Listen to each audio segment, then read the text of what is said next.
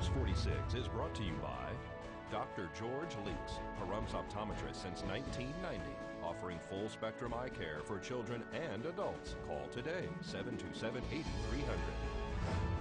News is also brought to you by J.K. Nelson Law. Call 727-9900 today for your free consultation. If you need a lawyer, you need Nelson.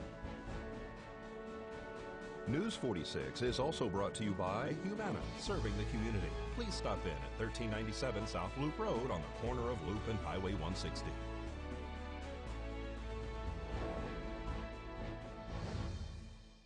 Tonight on News 46, a local restaurant is closed following a break-in, and bikes are donated to the drug court. News 46 starts now. You're watching Kpvm News 46 with Deanna O'Donnell.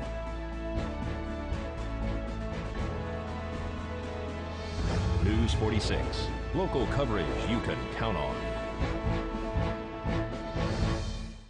Police are asking for the public for any leads regarding a business burglary. It's Monday, September 24th. I'm Deanna O'Donnell.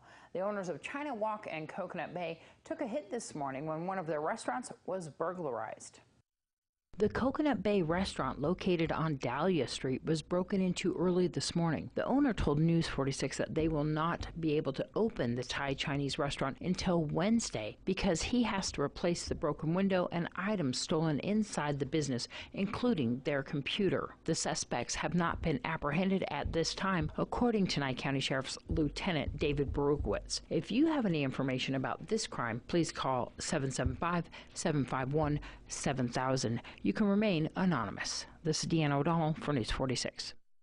And the Nye County Sheriff's Office received the final autopsy results for murdered mom Dawn Liebig.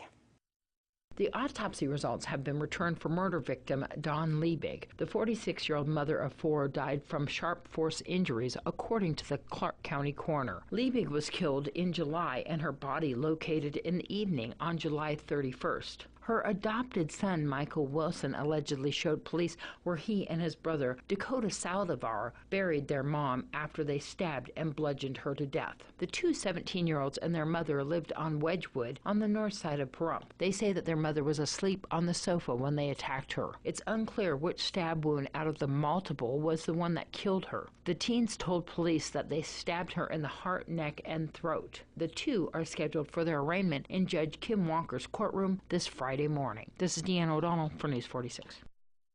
And the Nye County Drug Court program received a very generous donation from ACC Industries last week. By chance, I am a scrap metal dealer, originally, been for years, and I have a very large facility up in the Bay Area. And we were able to get a huge amount of bicycles that a very large high-tech company up in the Bay Area wanted to, they bought them for their campus, so people go back and forth and they lock in the racks and you have a key fob and so on. And they wanted to get rid of these bikes for some reason. We don't know why, but they're all really good bikes. They're very expensive bikes. So we wanted to give them to people who needed them instead of just throwing them in the scrap pile and remelting them.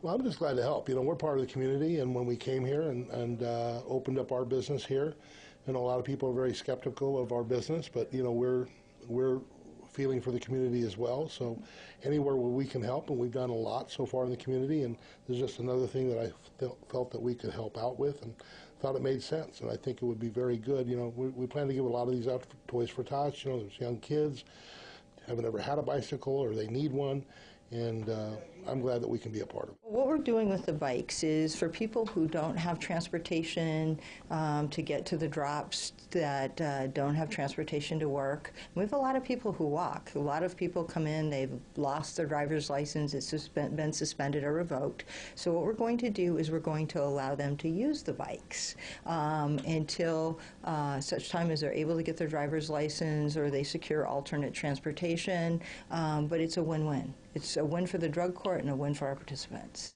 Obviously, they have to be in the drug court program. They have to be doing well in the drug court program, I mean, showing up. But other than that, not really. I mean, I'm a huge cyclist. I often ride my bike to work, and I just think it's a win-win. I mean, it beats walking, and it's actually quite fun. These are really, really nice bikes. They're 3 speeds. They have run-flat tires. That's our biggest thing now.